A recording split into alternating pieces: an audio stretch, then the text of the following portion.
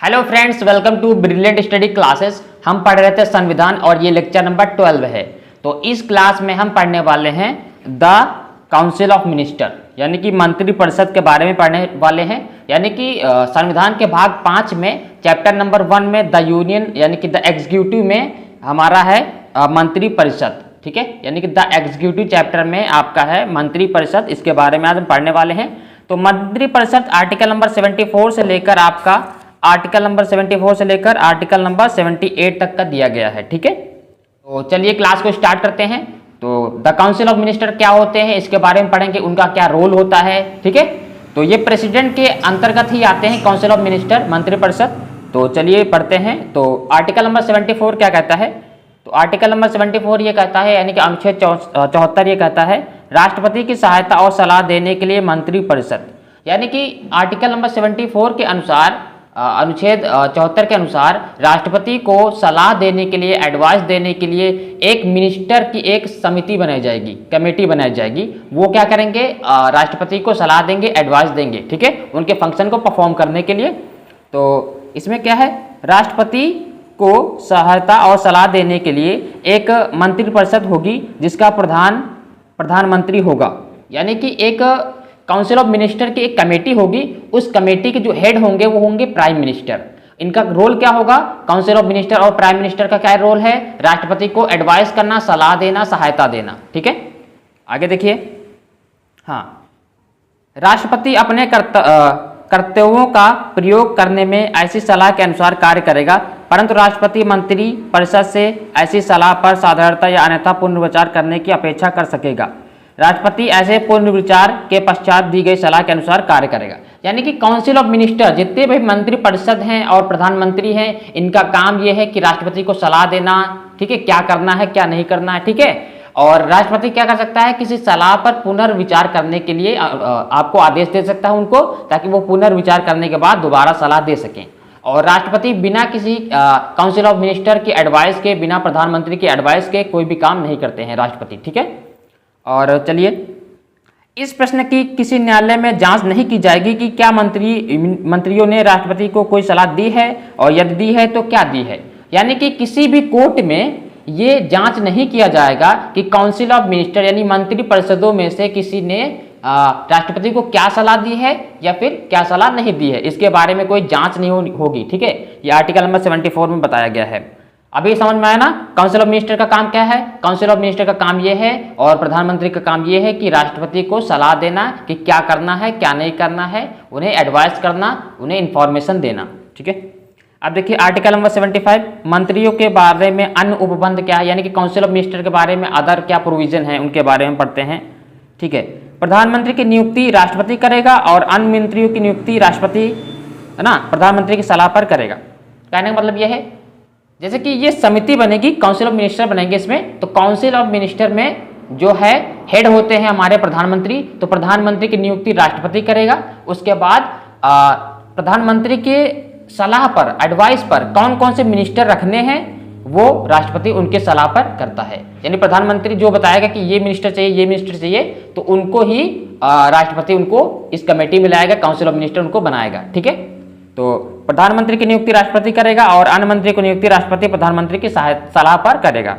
ठीक है, अब देखिए मंत्रिपरिषद में यानी कि काउंसिल ऑफ मिनिस्टर्स में प्रधानमंत्री सहित मंत्रियों की कुल संख्या लोकसभा के सदस्यों की कुल संख्या के 15% से अधिक नहीं होगी। यानी कि जो लोकसभा है, ठीक है, लोकसभा होती है, एक राज्यसभा होती है, तो लोकसभा के जितने मेंबर होते हैं उनका सिर्फ 15% मंत्री ही इसमें एंटर होंगे, यानी कि इसमें होंगे, काउंसिल ऑफ मिनिस्टर बनाए जाएंगे। ठीक है, ये प्रधानमंत्री सहित, प्रधानमंत्री क्या होंगे? इस मंत्रिपरिषद के हेड होते हैं। ठीक है, जो एडवाइस करेंगे राष्ट्रपति को। ठीक है, आगे देखिए, आगे क्या है इसमें आर्टिकल नंबर 75 में, a member of either house of parliament belonging to the any political party who disqualified for being a member of the house under paragraph 2 of the 10th schedule shall also disqualified to be appoint as a minister.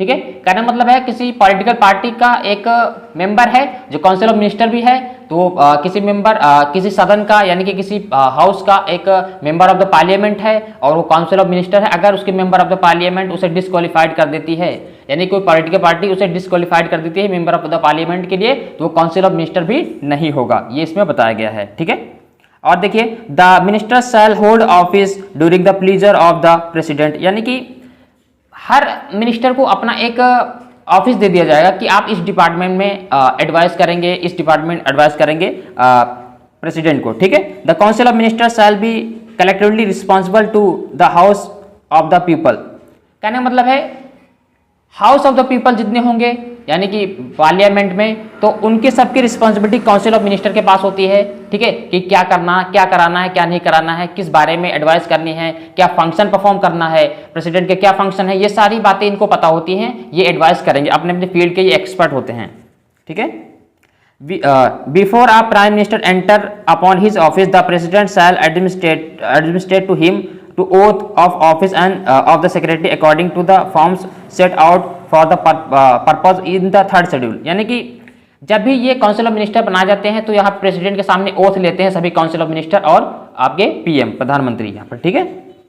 आगे देखिए the salaries and allowance of the minister shall be such as parliament में from time to time by law determined, यानी कि salary जो council of minister की होती है वो टाइम टू टाइम पार्लियामेंट के अकॉर्डिंग जो होती है, जो भी रखा गया है पार्लियामेंट के अकॉर्डिंग सेकंड शेड्यूल में, उसके अकॉर्डिंग उनकी सैलरी होती है, ठीक है, ठीक है। A minister who for any period of 6 consecutive months is not member of the either house of parliament shall at the expiration of that period cease to be minister, यानी कि अगर 6 महीने से ज्यादा वो किसी हाउस का मेंबर नहीं है तो उसे काउंसिल ऑफ मिनिस्टर के पद से हटा दिया जाएगा, ठीक है, ये इसमें बताया गया है, ठीक है।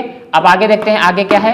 नेक्स्ट टॉपिक आता है आर्टिकल नंबर 76 में ही भारत का महान्यायवादी यानी कि the attorney general of India, the attorney general of India, ठीक है।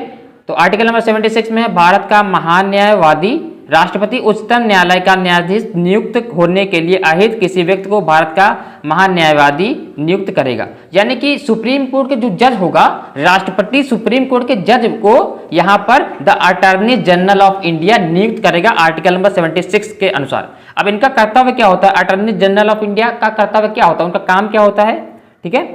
तो महान्यायवादी का कर्तव्य होगा कि वह भारत सरकार को विधि संबंधी ऐसे विषयों पर सलाह दे, विधिक रूप से ऐसे अन्य कर्तव्यों का पालन करे जो राष्ट्रपति उसको समय समय पर निर्देश देते हैं या फिर उनको कर्तव्य देने के लिए बोलते हैं। यानी कि अटॉर्नी जनरल ऑफ इंडिया जो होगा वो फाइनेंशियली जुडिशरी है ना, इंडिया को हेड करेगा, इंडिया को गाइड करेगा, एडवाइस देगा, ठीक है, क्या करना है क्या नहीं करना है। ये जो अटॉर्नी जनरल ऑफ इंडिया होता है, क्योंकि ये सुप्रीम कोर्ट का जज होता है तो इसे सारे लीगल वर्क इसको पता होते हैं, तो ये इंडिया को हेड करता है कि क्या करना है क्या नहीं करना है, एडवाइस देता है, ठीक है। या फिर जो प्रेसिडेंट इनको काम देते हैं या फिर जो इनको रिस्पॉन्सिबिलिटी दी जाती है उस रिस्पॉन्सिबिलिटी को इनको निभाना होता है, the attorney general of India, ठीक है।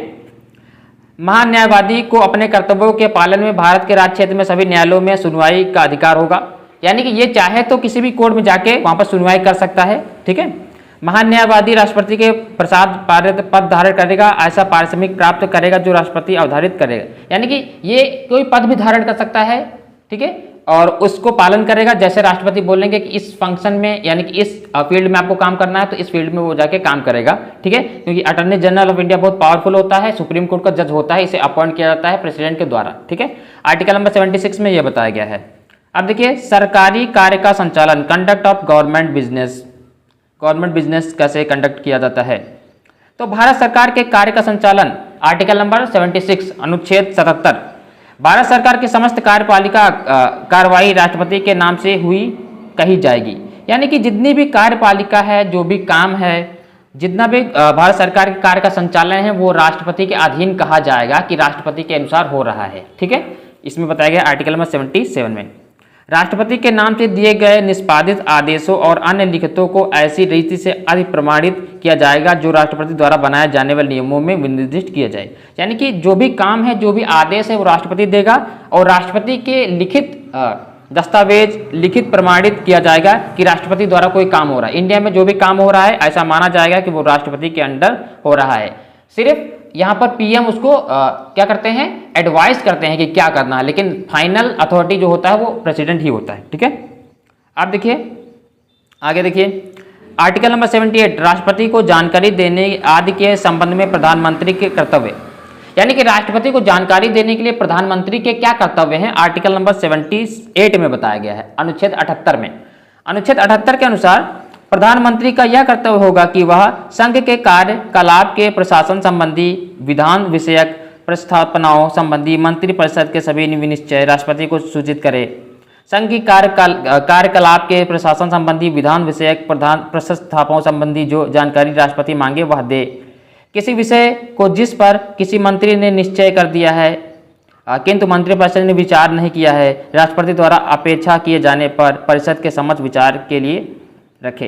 यानी कि जो भी काउंसिल ऑफ मिनिस्टर हैं, जो भी काउंसिल ऑफ मिनिस्टर हैं, जो क्या कर रहे हैं क्या नहीं कर रहे हैं, ये सारी जानकारी जो आपके पीएम हैं यानी कि प्रधानमंत्री हैं वो राष्ट्रपति को देंगे। उनका कर्तव्य होगा कि जितनी भी इंफॉर्मेशन राष्ट्रपति को चाहिए वो वहां पर पीएम उनको प्रोवाइड करेंगे। यानी कि पीएम का काम है एडवाइस देना कि क्या हो रहा है, क्या करना है राष्ट्रपति को। सारी इंफॉर्मेशन जो प्रेसिडेंट होता है सारी इंफॉर्मेशन वो पीएम से मांगेगा, प्रधानमंत्री से मांगेगा। तो इनके ये कर्तव्य है, क्या प्रोसेस हो रहा है, क्या फॉलो हो रहा है, या फिर मंत्री क्या कर रहे हैं, क्या कार्यपालिका चल रही है, क्या रूल्स आ रहे हैं, क्या रूल्स बनाने वाले हैं, कोई नया रूल बनाना भी है तो भी यहाँ पर पीएम का काम होगा कि वो राष्ट्रपति को सूचित करे। ठीक है, क्योंकि फाइनल अथॉरिटी वही होते हैं।